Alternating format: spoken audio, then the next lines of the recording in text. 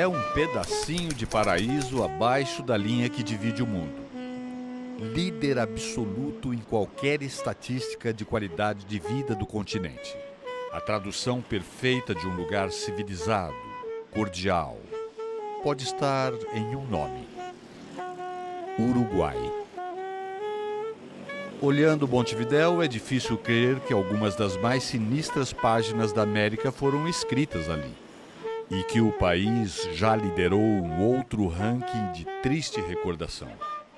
Eu não quero identificar meu país com uma imensa câmara de torturas, como foi o Uruguai naqueles anos. Na verdade, a proporção de desaparecidos, por exemplo, na Argentina, foi muito maior do que no Uruguai. O roubo de bebês, de nenés, também foi muito maior na Argentina do que no Uruguai. E até os mortos que caíram fuzilados no Chile também foram bem mais do que no Uruguai. Mas o Uruguai foi o campeão sul-americano da tortura. Esse país chegou até a maior proporção, a proporção mais alta de torturados de toda a América do Sul. O golpe militar de 1973 abriu as portas para esses tempos de trevas. Mais uma vez, o regime militar brasileiro era cúmplice no assalto à normalidade constitucional de um vizinho. E no banho de sangue. No diminuto e pacato país, com seus 3 milhões de habitantes, o terror se propagou como fogo. Yo creo que en Uruguay había un clima de terror, de miedo, que estaba centrado básicamente en todo lo que eran las actas institucionales, la persecución de empleados públicos, la destrucción de la educación. O sea, si era sospechado de tener algún tipo de vinculación con la izquierda, te echaban del trabajo, la gente tenía muchísimo miedo. Entonces, en realidad es un clima de terror. Esta es una sociedad pequeña, entonces un clima de terror y la tortura sistemática y la cárcel prolongada tiene un efecto sobre el conjunto de la población, porque en realidad la mayoría de la gente tenía un familiar preso, un conocido, un vecino, una vecina. Entonces, todo eso operaba como un sistema de control y de poder. En teoria, segundo os militares donos do poder naqueles anos, a tortura servia para arrancar informações que eram fundamentais na luta contra a subversão, ou contra o que eles chamavam de subversão, que era, na realidade, o legítimo direito do povo a se rebelar contra um poder autoritário que não tinha nascido de eleições livres, limpas, que era fruto de um golpe de Estado, ou de vários golpes de Estado. E então, aí a tortura demonstrou uma considerável eficácia para semear o medo, como uma máquina de produzir medo. A tortura não era útil para multiplicar a informação. Não, mentira. Mas era útil para multiplicar o medo. La impunidad se sostiene porque hay un sistema de impunidad, porque la impunidad no es algo individual, ¿no? Es decir, es algo colectivo. Entonces, existe impunidad y ellos pueden mentir descaradamente justamente porque están protegidos por ese sistema de impunidad. Porque também uma chave do sucesso da tortura e do crime é que estão obrigados a ser indiscriminados. Se só fossem salvos os militantes revolucionários, caras que têm intenções de mudanças radicais da sociedade, guerreiros da luta contra a injustiça, aí a tortura e o crime já não são eficientes. Para ser eficientes, tem que atacar a qualquer um e em qualquer lugar. Aí é que o medo pode ser semeado, o pânico. Eu posso ser a vítima da manhã. O relato a seguir é definitivo para entendermos o legado de uma era de terror. Eu me lembro que eu, estando no exílio, na Catalunha, na Espanha, eu recebia muitas cartas anônimas que não tinha remetente, por razões óbvias. E uma das cartas que não esqueci jamais dizia: você não pode nem imaginar o que é o Uruguai de agora. Essa é a capital do medo. É incrível, Eduardo, é terrível. Estamos obrigados a mentir ou a calar. Ou você cala a boca ou você mente. E então a mentira se está convertindo na linguagem cotidiana de todo mundo. Porque ninguém pode dizer o que de verdade pensa. Nesse reino da mentira, a tortura desempenhou um papel fundamental. E uma das cartas dizia: se acostumar a viver mentindo é muito difícil, é muito duro. Mas bem pior do que mentir é ensinar a mentir. E eu tenho 3 filhos. Eu nunca esqueci essa carta, que é o resumo melhor do que foi aquele período no meu país. Às vezes, as coisas mais simples, uma carta anônima, breve, brevíssima, continha tudo que você queira saber o que foi aquela época horrorosa. Yo tengo 2 hijos, mi hijo tiene 41 años y recién el año pasado por primera vez pudo hablar en público del secuestro. Él era un niño, tenía 8 años, vivió una experiencia sumamente traumática que le afectó su vida por muchos años. Alastrava-se o medo. Torturava-se indiscriminadamente. Vidas no auge se perdiam. Seguindo o receituário de todas as ditaduras do continente, o futebol estava tomado por militares em seus postos chaves. Y el fútbol era un lugar de pasión. Mucho más cuando la política, la otra pasión uruguaya, estaba recortada, casi hasta la extinción. Entonces, los militares estuvieron muy cerca del fútbol. Incluso, en más de una oportunidad, hubo militares dirigiendo la Asociación Uruguaya de Fútbol. Y hubo militares que se entreveraban en lugares claves de la organización del fútbol del interior. Estaban muy cerca del fútbol. Y a veces amagaron incluso con intervenir el fútbol. No fue una época particularmente gloriosa. Ellos llevaron adelante una política muy represiva que en un país pequeño y en un país con mucha red gregaria les daba un enorme poder de represión casi totalitaria, más allá de las dificultades conceptuales de la palabra. Es decir, ellos, por ejemplo, vetaban personas de izquierda en las elecciones de clubes de barrio. Intervenían en elecciones de los clubes de primera división y en general, lograban desafectar de cualquier posibilidad de estar en una dirigencia a una figura que hubiera tenido algún rol en la izquierda. Nesse cenário de chumbo, ocorre uma improvável página de resistência. Uma das mais belas e pouco conhecidas histórias do futebol. O título nacional do Defensor Sporting Clube, em 1976. A partir del año 75 y hasta el año 78-79, la dictadura que se había iniciado en el año 73, a partir de esos años lleva la práctica del terrorismo de Estado a sus niveles más profundos. En el marco de la Operación Cóndor, la desaparición forzada, la tortura, la detención, el Uruguay llegó a tener, el récord de detenidos políticos por población.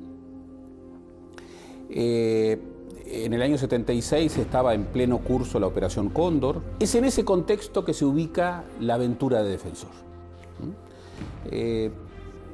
Yo jugaba en Defensor desde el año 73 Para mí esos años fueron realmente años terribles, coincidió con la dictadura, coincidió con la muerte de mis padres y coincidió con el exilio de mi hermano mayor, que además murió en el exilio. Y realmente la experiencia de jugar en Defensor en aquellos años fue para mí un oasis, ¿no? Era realmente un oasis en medio de una situación tan conflictiva, tan negadora de la libertad. Entonces no tenía la cabeza para estar pensando, imagínate tú a los 14, 15 años estar pensando en todas las cosas que están sucediendo. Pero del punto de vista deportivo para mí fue magnífico porque de muy jovencito yo ya estuve en los planteles principales de los equipos. Fíjate que yo empiezo ahí en Defensor, estoy en primera división. Y en el año 76 se dio una experiencia única. Desde la inauguración del profesionalismo en el Uruguay, el campeonato uruguayo siempre había sido ganado por Peñarol y Nacional. Y en el año 76 retorna a la dirección técnica de Defensor José Ricardo de León, el profesor José Ricardo de León. Un avanzado en materia táctica, un hombre de izquierda, un hombre con un dominio del manejo de los grupos humanos, una gran figura, que logró conformar en un club como Defensor un plantel, un colectivo con el objetivo que parecía quimérico de ganar por primera vez un equipo de los llamados chicos, ganar el campeonato uruguayo, en ese contexto. Era un entrenador que en su momento como que revolucionó aquí el fútbol y hizo algo que en Uruguay nunca se había hecho, porque toda la vida el fútbol uruguayo se caracterizó por zonas muy cerradas defensivamente y jugar de contragolpe. Y él aquí vino con algo totalmente novedoso y Defensor salía y hacía el pressing en la salida del equipo contrario. Y el equipo, la defensa estaba plantada en la mitad de la cancha y te presionaba en todos lados.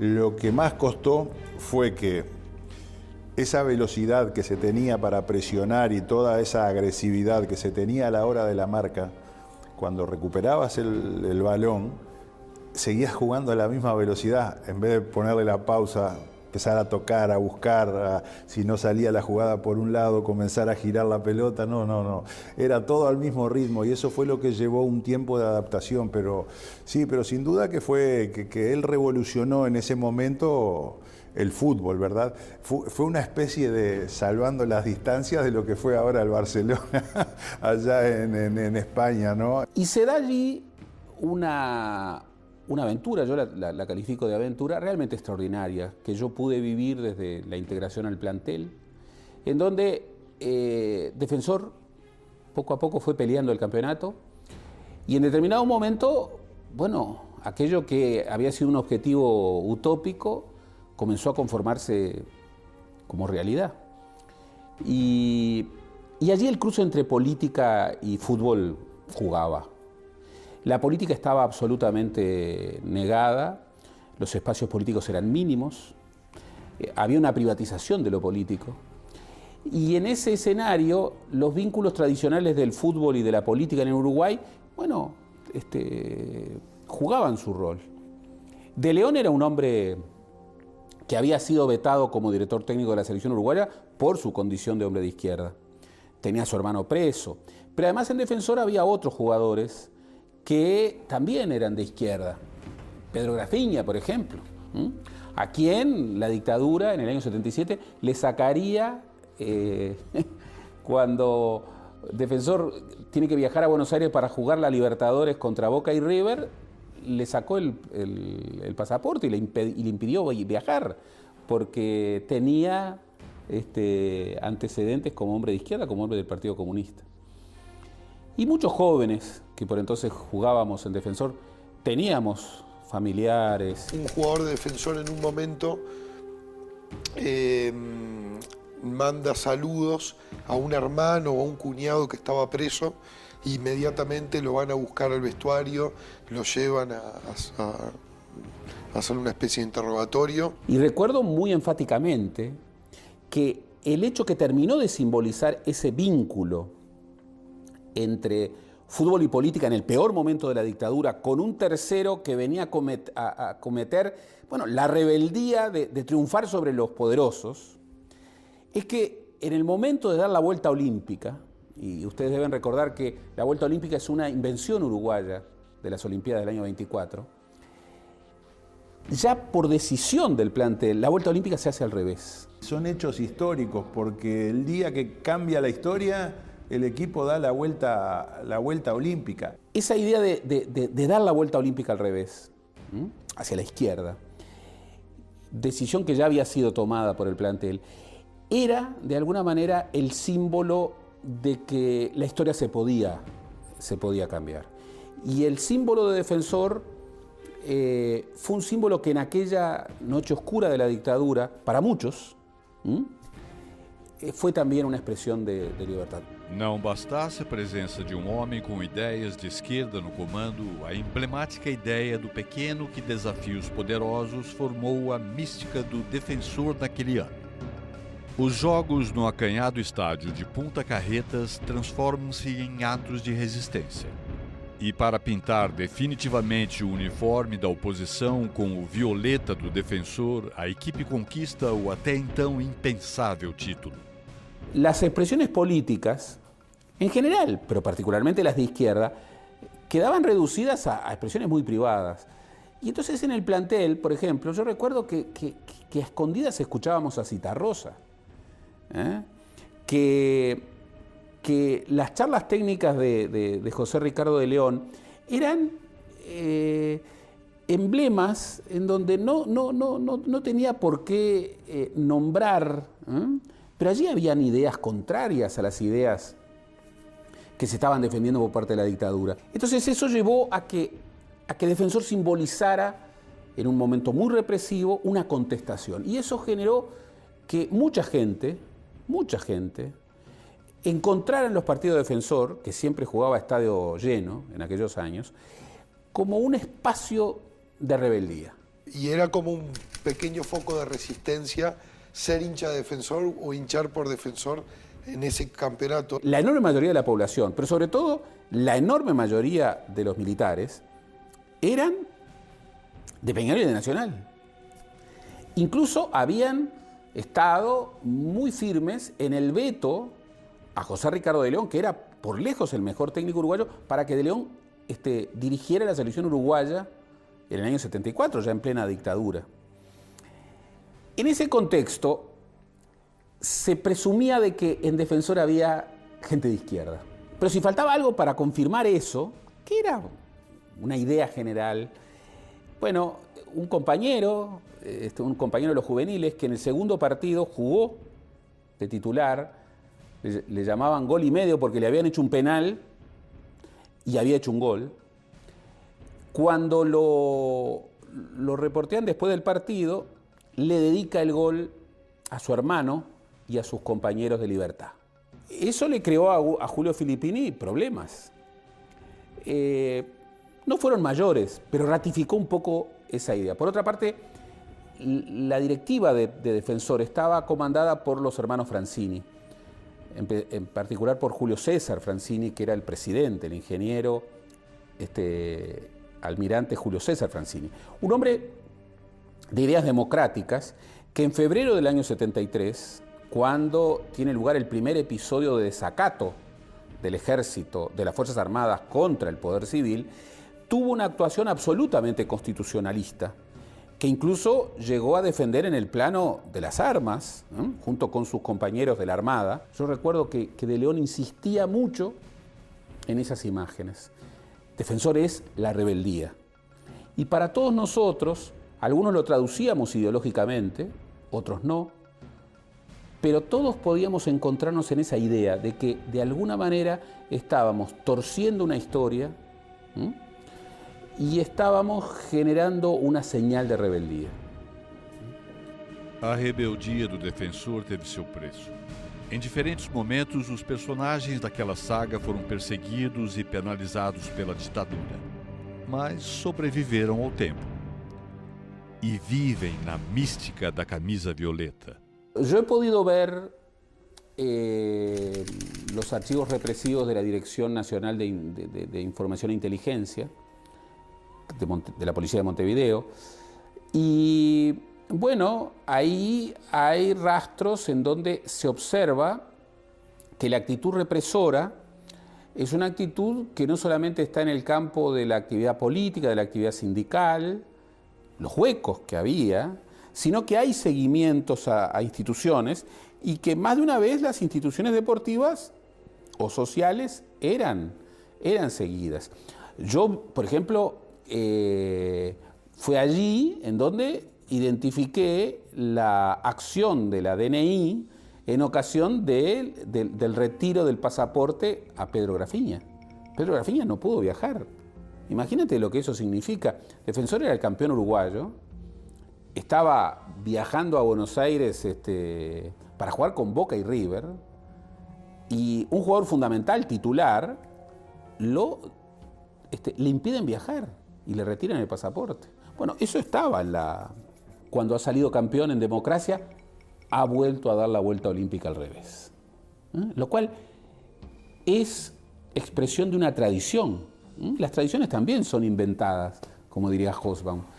Y el invento extraordinario de esa tradición, que tanto tenía que ver con un grupo y sobre todo con un maestro que en un momento determinado inspiró una aventura deportiva, pero que tenía que ver tanto con la respuesta a un momento muy duro de la historia uruguaya.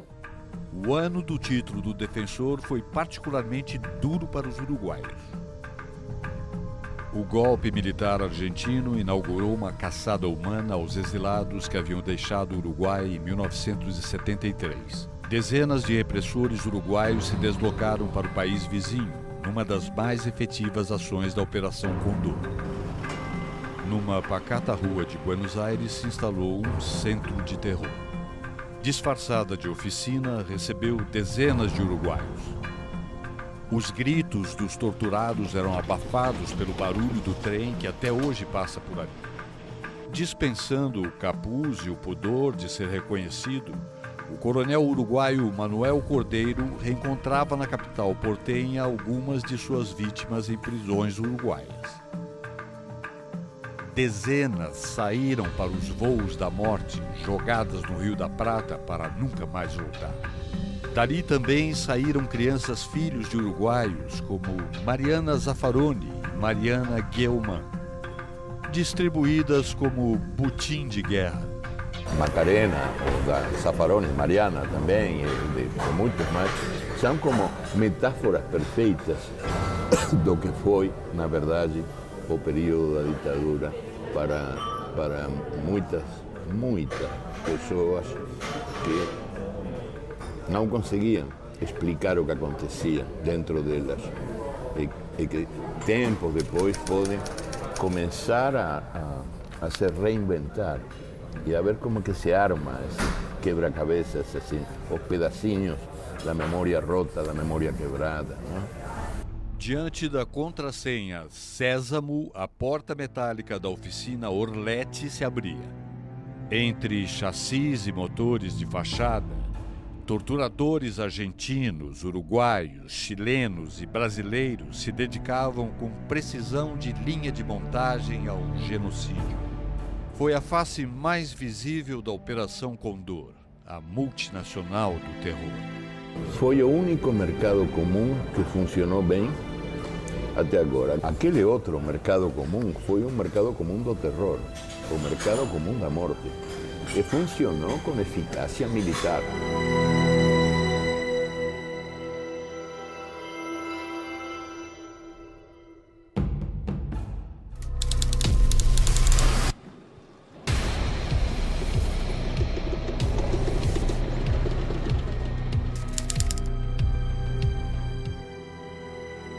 O terror seguia deixando marcas no Uruguai, que seguia recordista em tortura. Convictos e orgulhosos com a obra em curso, os militares decidem exibir sua força no ano de 1980. Um plebiscito entre o sim e o não para legitimar o governo nascido do golpe. E um mês depois, um mundialito de futebol para ostentar ao mundo a vitória e o poder. com direito à presença dos países campeões do mundo de todos os tempos. Se arma esta Copa de Campeones del Mundo, sucede que existe un plebiscito, que se iba a votar por el sí y el no a la continuación de la dictadura. Entonces, la relación se dio prácticamente sola. Una cosa sucede en noviembre y la otra en diciembre. Entonces, todo el esquema de reuniones, tanto organizativas para el Mundialito como para el plebiscito, se van dando paralelamente, hasta integradamente, los mismos personajes.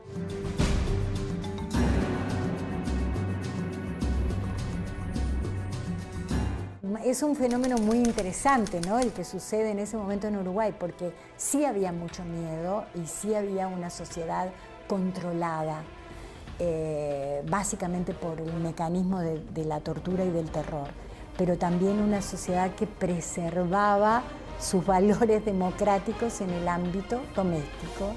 Y me parece, bueno, interesante, ¿no? Eso que pasó en el 80 fue un golpe que se le dio a la dictadura y que es la que propicia después, muy lentamente, el camino de apertura, ¿no? Ellos estaban absolutamente seguros que en el plebiscito de reforma constitucional de noviembre, la propuesta de la dictadura iba a triunfar. Y luego, el Mundialito se celebraba finales de diciembre, comienzos de enero. Los tiempos daban perfecto para que, bueno, el Uruguay se reintegrara al mundo mostrando un país nuevo, un país que le había dicho sí al nuevo régimen. Ellos hablaban de la nueva república, que de república no tenía nada, vinculado con un gran acto deportivo que, por otra parte, registraba la idea de un Uruguay que volvía a estar entre los campeones y que eventualmente podía llegar a ganar. Y timing, porque deberían haber hecho antes el Mundialito. Y después el plebiscito. Es otra cosa que es increíble que lo hayan hecho de esa manera. Los militares no se lo esperaban, porque también es cierto de que el terror convence a la gente de que es legítima su poder. Y en realidad su poder es un poder que está construido solo sobre la base del terror.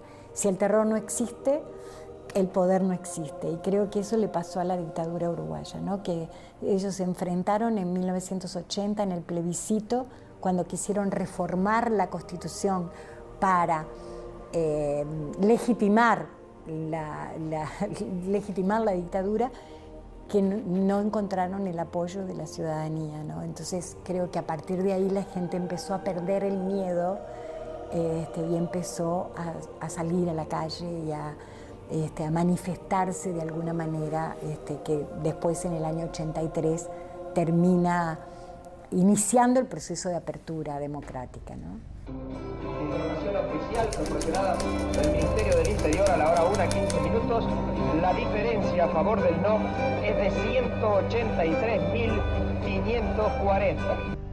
Perdido o plebiscito contra todos os prognósticos da ditadura, era preciso capitalizar as vitórias do Mundialito.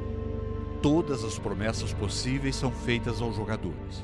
Yo creo que podían haber parado el Mundialito, pero era tan poco los que le quedaba entre que perdieron el plebiscito y el Mundialito que no les daba para nada, no les dio para frenarlo. Había 1.300 periodistas acreditados. Y yo veía que primero nos ofrecieron un premio por ganar el campeonato. Y un par de cosas que nosotros habíamos pedido, ellos nos daban. Y yo era de los más jóvenes, entonces recuerdo que agarro.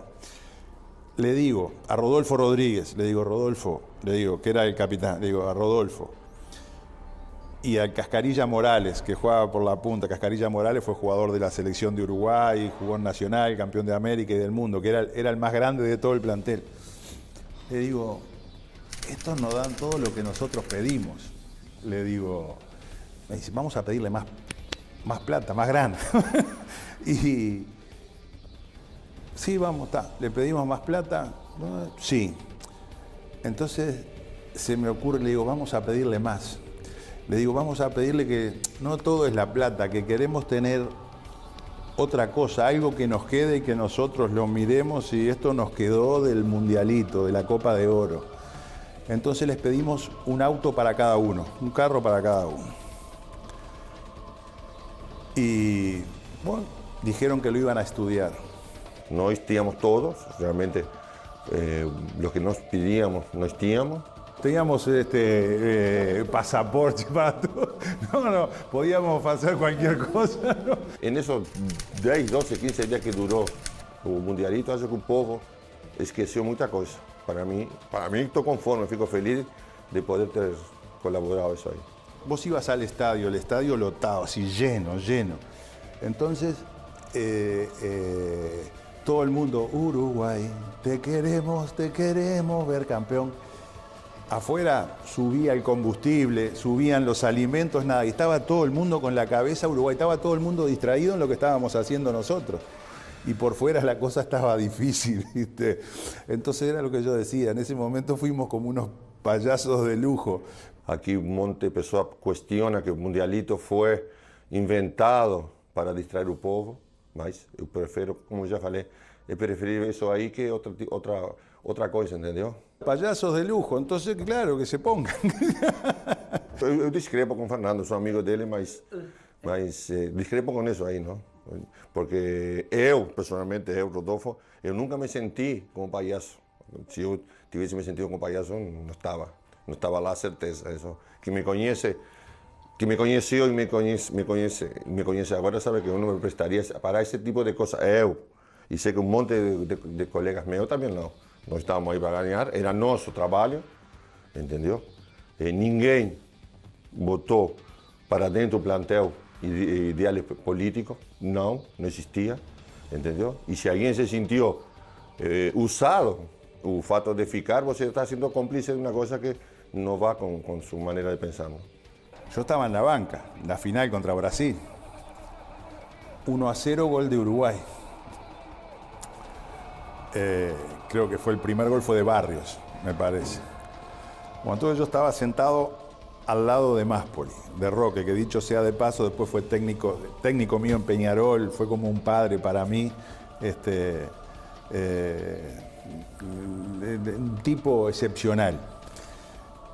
Y yo estaba sentado al lado de él porque Roque tenía una voz muy ronca, entonces a él le costaba gritar. Entonces cualquier cosa él me decía a mí, yo me paraba y gritaba. Yo con mi voz gruesa y todo eso, yo gritaba para la cancha. Entonces 1-0 Uruguay, 1-0 Uruguay, 1-0 Uruguay. De repente yo miro así y veo salir por el túnel en el estadio un tipo, un militar. Todo era un edecán de los comandantes en jefe, todo uniformado así. O sea, estaban, porque los comandantes en jefe estaban en el pueblo de las tres armas, de la naval, de la Fuerza Aérea y del Ejército, estaban ahí. Entonces se acerca y viene y me dice, avisale a Máspoli, porque Máspoli estaba ahí. Y yo lo quedo mirando y le hago así al tipo. Me dice, Alves, dice, avísele a Máspoli que mandan decir los comandantes que lo del auto está. Que lo del auto, el premio del auto estaba para que nos avisara a todos. En eso, penal a favor de Brasil, gol de Sócrates. Entonces, no te puedo decir las cosas que le dijo Máspoli al tipo, digo, porque justo en el momento que nos viene a decir eso, penal a favor de Brasil. Fue una, como decimos acá, mufalleta, no me lembro como era la que si mala suerte, ¿viste? Bueno, después se dio, el partido terminó 2-1 y nosotros nos quedamos con un auto que, dicho sea de paso, el auto fue una libre importación que nos hicieron de Brasil. Pasaron muchas cosas después. Yo no sé si tú recordás, si tú te lembrás que De León se saca la camiseta celeste y queda con la de Gremio abajo. Entonces, ¿qué hiciste, Hugo? ¿Sabés cómo están? Le decían los muchachos. Entonces, para De León no hubo auto. Entonces, como los comandantes en jefe se enojaron con Hugo de León, por eso, y dijeron que para De León no había auto porque se había sacado la camiseta de Uruguay y se había quedado con la de Gremio abajo, porque el pase de él se había hecho unos días antes para Gremio. Entonces, ¿qué hicieron para arreglar eso? No. todos los jugadores que juegan en el exterior no tienen auto. Entonces ahí entraban Hugo de León, Ariel Krasowski, que jugaba en Boca, y Jorge Siviero, que era un centrofoba que jugaba en Cobreloa de Chile. Entonces recuerdo que hicimos una comisión, 4 o 5 jugadores, y fuimos a la casa de uno de los del comandante, el capitán de navío de la Armada. Era un vicealmirante Márquez. Entonces llegamos a Punta del Este, en la casa de verano que él tenía, y nos pusimos a conversar con él. Y bueno, después que estuvimos tomando algo, nos tuvo toda la tarde hablando de fútbol y todas esas cosas, dice, bueno muchachos, bueno, yo ahora les voy a decir que no molesten más con lo de los autos, que no va a haber auto ni para De León ni para nadie de los que, dice, si yo fuera a una guerra me gustaría tener compañeros como ustedes que me defendieran, así. Pero en este caso no va a haber ningún auto, así que hasta acá llegamos y váyanse ahora, porque si no se van a quedar todos sin autos. Nos dijo, y no hubo caso, no conseguimos que les dieran el auto a De León, a Ariel Krasowski y a Jorge Siviero. Como no querían decir que solo era por eso de la camiseta, liquidaron a todos los que jugaban en el exterior. Também os automóveis da premiação foram obra de um acordo entre as ditaduras. Legítimos filhotes de Condor. Fueron unos Volkswagen Passat, último modelo, aire acondicionado, 4 puertas, todo, que en ese momento, aquí en Uruguay, salían $18.000 y en la fábrica Volkswagen en Brasil salían 3.500. Entonces trajimos 22, 23 autos, uno para cada jugador, para el cuerpo técnico, para todo el mundo. Lo que hicieron fue autorizar el ingreso libre de impuestos, y a su vez no lo podíamos vender por 5 años. Nosotros no sabíamos que había existido, yo qué sé, un plan Cóndor, un plan, no sé, nosotros no teníamos idea de esas cosas.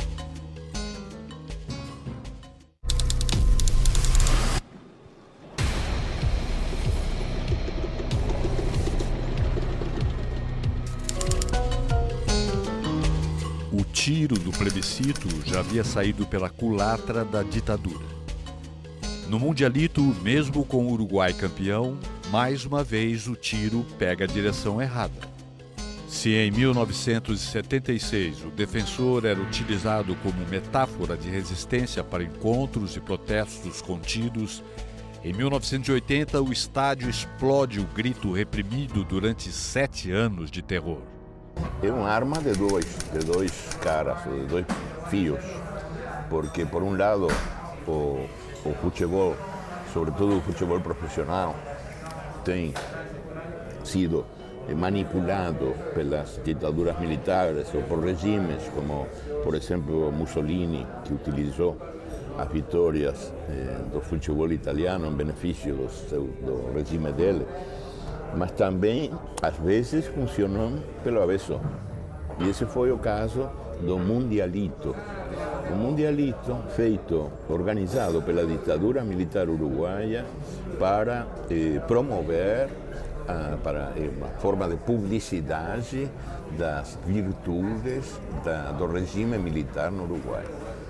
Então, aqui se concertaram, aqui se congregaram, chegaram os campeões mundiais, de diversos campeonatos mundiais, para disputar o Mundialito, que era o Mundial dos Mundiais. E estava prevista a vitória uruguaia, obviamente, foi para isso que se fez. Mas, que surpresa, inesperada. No meio daquele reino do terror, do silêncio obrigatório, da mentira cotidiana, o Mundialito foi o espaço onde, por primeira vez, o povo uruguaio conseguiu reunir coragem para gritar como gritou na partida final: se va a acabar la dictadura militar. El Mundialito fue un gran éxito popular pero fue un fracaso político absoluto para el régimen. Primero porque, contra todos los pronósticos, y particularmente de sus pronósticos, el plebiscito confirmó el no a la dictadura. Fue una derrota extraordinaria, un hito nacional que reafirmaba en condiciones muy adversas la identidade democrática del pueblo uruguayo. O futebol nem sempre é o vilão do filme, não? Às vezes também aqueles que pensam que podem manipulá-lo encontram que a resposta popular vai muito além do esperado, não? Como foi nesse caso. El mundialito que había sido, al que los militares se habían subido para mostrar al mundo, digamos, los éxitos del régimen, terminó siendo una instancia de confrontación. Primero, esto se puede ver cuando uno repasa la documentación de la Dirección Nacional de Inteligencia de la época, sobre todo después de la derrota del plebiscito, para ellos se prendió la luz roja de decir, bueno, esto puede llegar a ser muy duro. Y ellos transfirieron a muchos de sus agentes represores al estadio. En el estadio habían muchos agentes represores, lo que nosotros llamábamos los tiras. Y Uruguay ganó los 3 partidos, salió campeón, en la final triunfa sobre Brasil. Y en ese momento, yo recuerdo, todos los planteles estaban en el estadio. Y yo recuerdo que tuve una visión y dije, terminó la dictadura.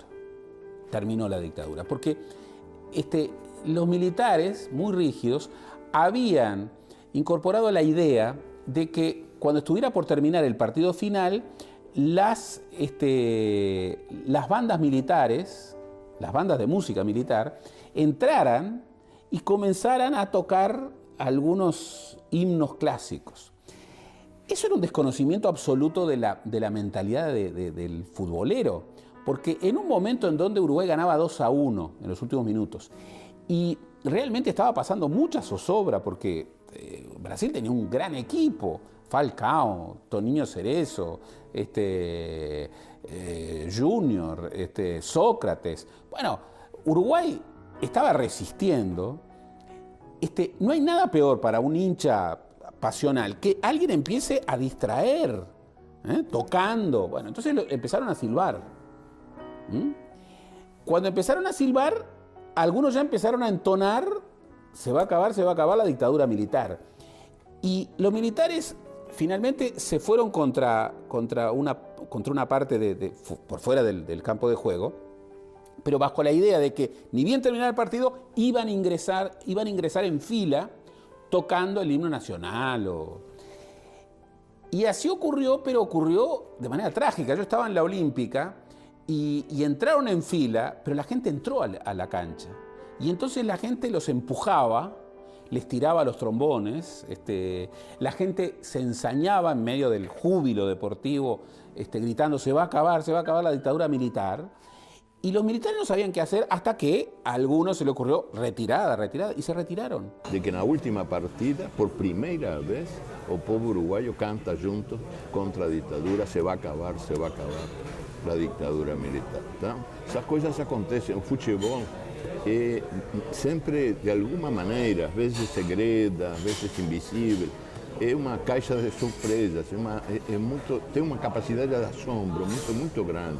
Esa imagen que todavía tengo tan vívida de la gente entrando en la cancha, desordenando las filas de las bandas, tirándole en muchos casos los instrumentos musicales, vivando desde la tribuna el se va a acabar la dictadura militar. Y los militares finalmente convocados a retiro, era la imagen de que el país ya comenzaba a ser otro y que después del no del 80 costaría todavía unos años, pero que la dictadura se iba. Lo que sí notábamos tremendamente era cuando se cantaba el himno. Hay una parte que dice, nuestro himno dice, tiranos temblad. Entonces esa parte era como que todo el estadio la gritaba, la cantaba con el doble de fuerza que lo que cantaba el resto del himno, ¿verdad?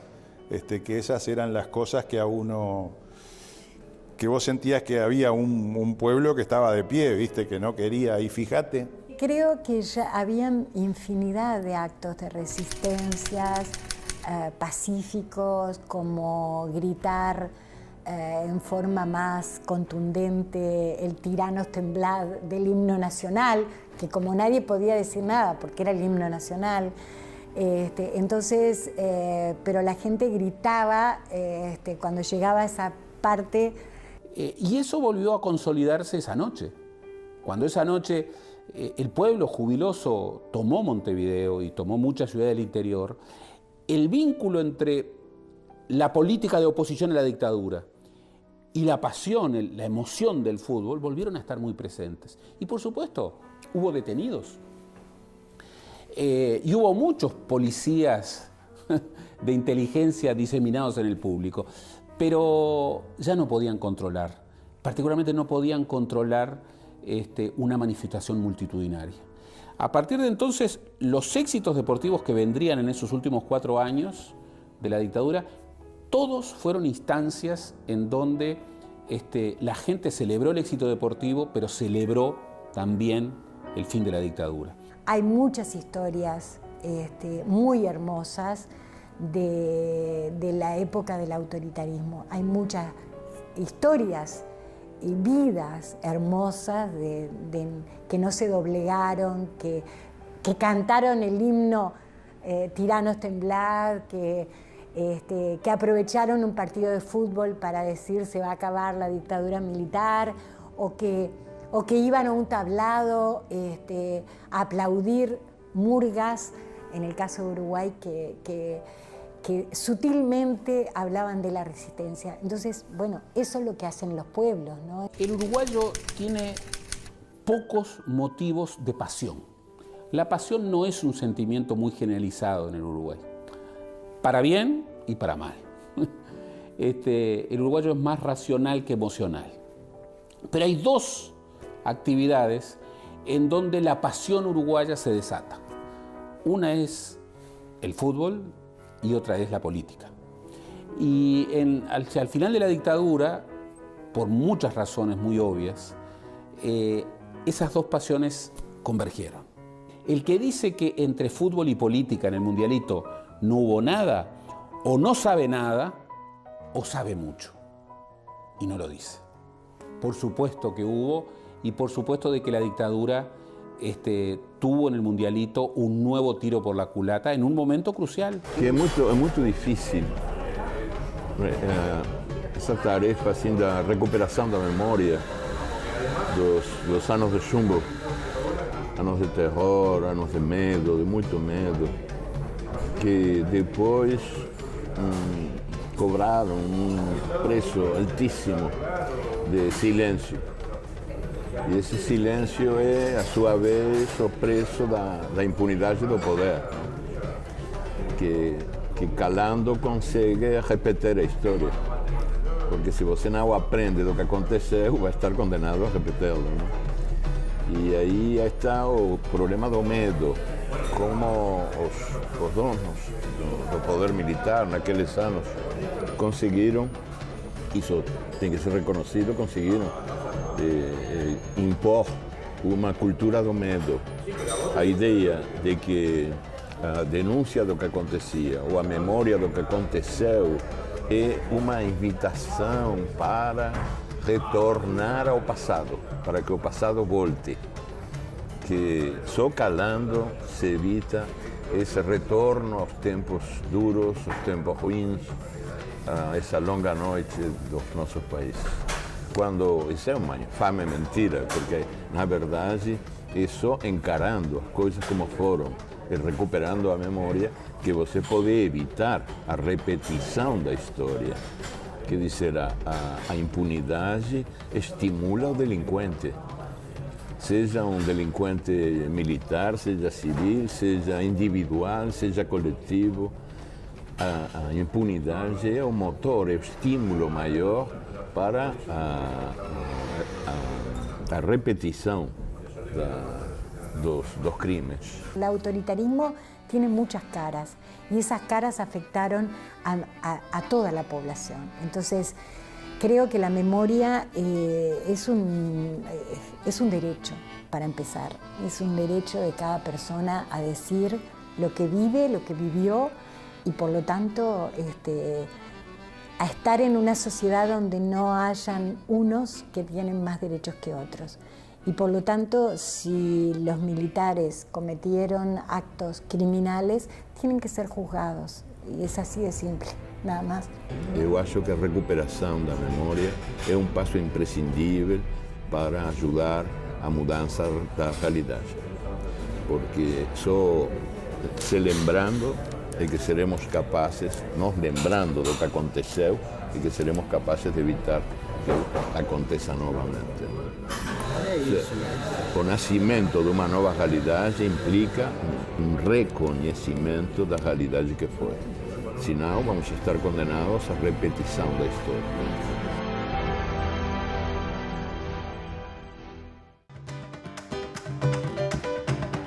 O Uruguai está em paz novamente, vivendo sua vocação de lugar civilizado, quase pacato, presente em cada esquina. A vocação igualitarista de uma sociedade cuja ideia fundadora é de um país de ricos menos ricos e pobres menos pobres. O presente de paz, a retomada de uma vocação, é um trabalho diário de cuidar da memória, das memórias do chumbo, para que nunca mais o curso natural de uma nação nascida para a democracia em plenitude se perca.